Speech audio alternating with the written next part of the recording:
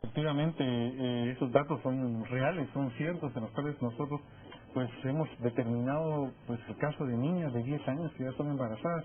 ¿Qué implicaciones tiene en su vida? Obviamente, una niña ya con otra niña que tiene que empezar a cuidar, a educar, pues no va a poder tener la misma concentración para poder estudiar, para poder desarrollarse adecuadamente, y si no tiene un estudio adecuado, esa niña pues no va a tener las posibilidades de tener pues una oportunidad de empleo. Se va nuevamente eso a reflejar en una calidad de vida bastante baja, y así ese círculo se puede también seguir generando con sus hijas. Entonces tenemos que estar rompiendo esto. Una madre realmente que es educada, una madre que tiene oportunidades, significa un gran refuerzo y un gran apoyo para pues un hogar. Pero ¿por qué suceden estas cosas? Muchas veces son precisamente los tutores, los padres, los familiares cercanos, los primos o aquellos amigos que llegan a la casa con muchísima confianza, que realizan ese tipo de acciones de abusos sexuales en contra de niñas y niños, y muchos de estos padres o estas personas o amigos no tienen ningún tipo de sanción. ¿Por qué? Porque no hay una cultura de denuncia. En Guatemala tenemos un patrón machista bastante fuerte, en el sentido de cual se considera muchas veces a la mujer como un ser inferior. Ese tipo de datos, ese tipo de actitudes también de nosotros debemos de cambiar.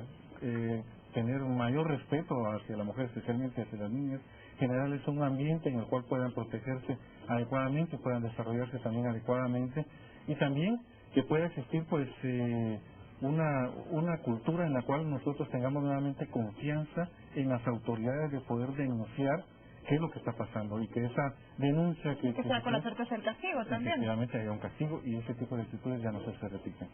¿Qué tanto juega papel esto definitivo en el tema de la educación?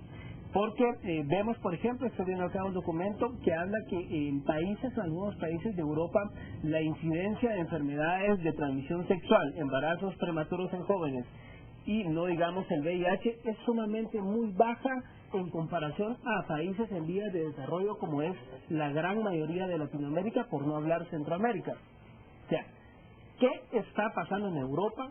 Que las tasas de embarazos jóvenes son mínimas, las enfermedades de transmisión sexual son mínimas, pero en nuestros países pareciera que vamos a la alza en cuanto a estas estadísticas. ¿Qué papel juega la educación en el hogar, en las escuelas, en cuanto a estos temas tan sencillos? No solamente en el hogar y en las escuelas, también en las iglesias. Las iglesias pertenecen a una organización que forma parte de la Iglesia Católica, y en las escuelas, en la familia, debemos de tener pues obviamente educación sexual que permita el respeto pleno e íntegro del ser humano.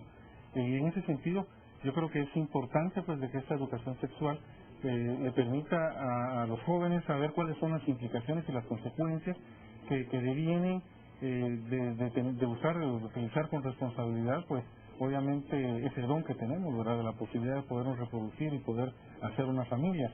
Y en ese sentido yo creo que debemos de entender al ser humano en una integralidad, pero sobre todo tratar de respetar nuestro cuerpo y respetar el cuerpo de las otras personas. Obviamente acá tiene que ver mucho con la educación, pero también con la sensibilidad y las actitudes que, como reitero, tienen que ver pues obviamente en las acciones y en los casos que estamos viviendo nosotros a diario. ¿Y cómo convivir en él y eso, pero también con una realidad que los guatemaltecos, o sea, son temas tabú, somos una sociedad completamente conservadora y nos da pena a veces hablar del sexo? Definitivamente yo creo que nosotros debemos de aceptarnos como somos, como seres humanos que somos. Y los seres humanos estamos dotados obviamente de un raciocinio, estamos dotados de un cuerpo y de una voluntad, de una posibilidad de poder discernir entre lo bueno y lo malo, y obviamente muchas veces optamos precisamente por este tipo de actitudes negativas que generalmente vienen a generar pues destrucción. Yo creo que nuestra libertad de optar está por optar obviamente por aquellas cosas que van a tener consecuencias positivas, pero ¿cómo poder saber cuáles son esas consecuencias positivas que van a ser buenas para nuestra vida? Entonces, en ese sentido, las instituciones, principalmente del Estado, colegios, institutos, iglesias, etcétera, nosotros debemos de atender cuál es el tipo de educación que estamos transmitiendo, y si esta educación en nuestro país, Guatemala está siendo realmente efectiva, y realmente adecuada a la realidad de nuestro país. Pero esas mismas instituciones, ¿qué papel deben de desenvolver en cuanto a los informes que han sido ya presentados por organizaciones como ustedes y también por la misma relatora de la ONU, en los que se hacen ver que los niños están siendo cada vez más utilizados para el tema de explotación infantil y también pornografía infantil? ¿Qué hacer? ¿Qué acciones hay que tomar en el corto y en el mediano plazo? Tenemos un marco legal que es importante, que se adecua bastante a lo que es la Convención sobre los Derechos del Niño. La Ley de Protección Integral a la Niñez y Adolescencia, la Ley PINA es un mecanismo que contiene instituciones que no están desarrolladas plenamente, y en ese sentido creo yo que el desarrollo pleno de este tipo de instituciones permitirían generar más protección, precisamente como lo dice la ley, a los jóvenes y a los niños. El Estado, por lo tanto, debe adecuar mejores y mayores recursos para la utilización y el desarrollo de esas instituciones. Y hay otras leyes que también se han generado recientemente, la ley contra el feminicidio, por ejemplo, y hay el tema también de las adopciones, una ley en el tema de adopciones. Este marco legal debe ser un marco legal que debe desarrollarse también con mejor razón en un país como Guatemala. Si nosotros desarrollamos un elemento como es el marco legal, yo creo que vamos a generar también un marco de protección más adecuado para nuestros niños y niñas. Este marco legal no llegaría a excluir a muchos de los guatemaltecos menores, porque recién lo presentábamos hoy en la mañana, que hay muchos pequeños que con el deseo de ir a reunirse con sus padres de familia que viven en Estados Unidos, pasan por las fronteras de México y demás, y son en estos lugares donde son capturados por algunas organizaciones delincuenciales o delictivas que los hacen y obligan a empezar a participar en esas actividades como es la pornografía infantil. Esas instituciones que usted decía y el marco legal guatemalteco, ¿llegará a ser suficiente para estos temas y evadirlos? No es suficiente, pero obviamente es una parte muy importante que deben desarrollar las autoridades. Estoy hablando de jueces, magistrados, organismo ejecutivo, nuestros propios diputados también. Es una parte que va a contribuir a generar un mayor tipo de protección. Obviamente nosotros necesitamos el compromiso de otros países. Es el tema, por ejemplo, que usted menciona, el tema de la niñez migrante, es un tema que generalmente es bastante invisibilizado en nuestros países. Guatemala es un país que es un puente para personas que están migrando, y en nuestro país también pasan muchas cosas que a veces nosotros no nos enteramos sobre niños y niñas que vienen de otras regiones centroamericanas o sudamericanas o inclusive de países del oriente, que van en búsqueda de mejores condiciones de vida.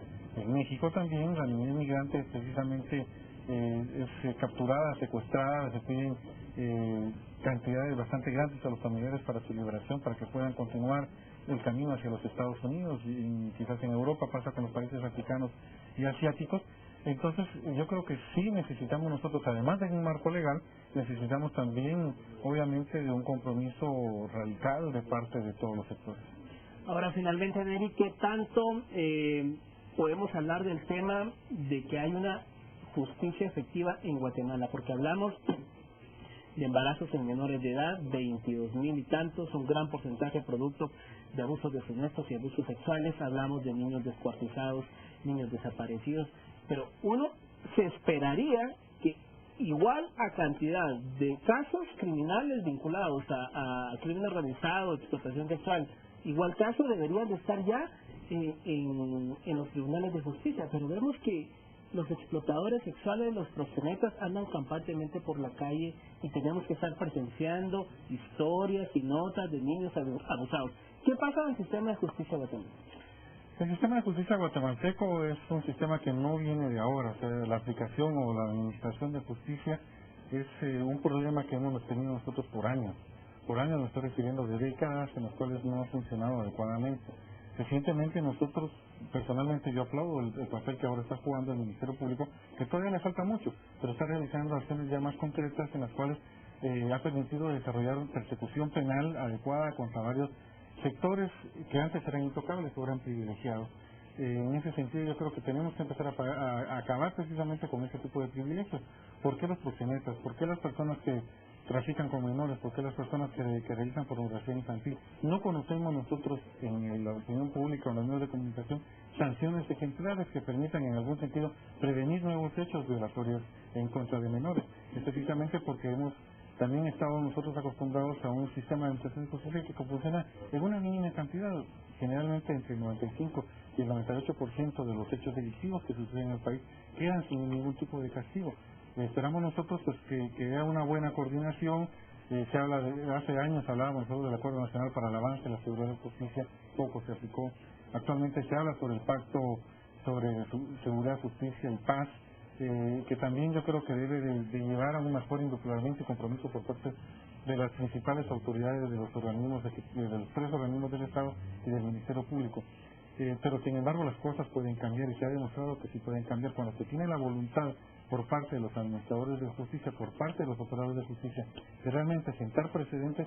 Se puede hacer y en ese sentido se puede advertir una disminución en hechos delictivos. Se puede acabar con esto siempre que las autoridades se comprometan de frente a la población en cumplir adecuadamente con su papel.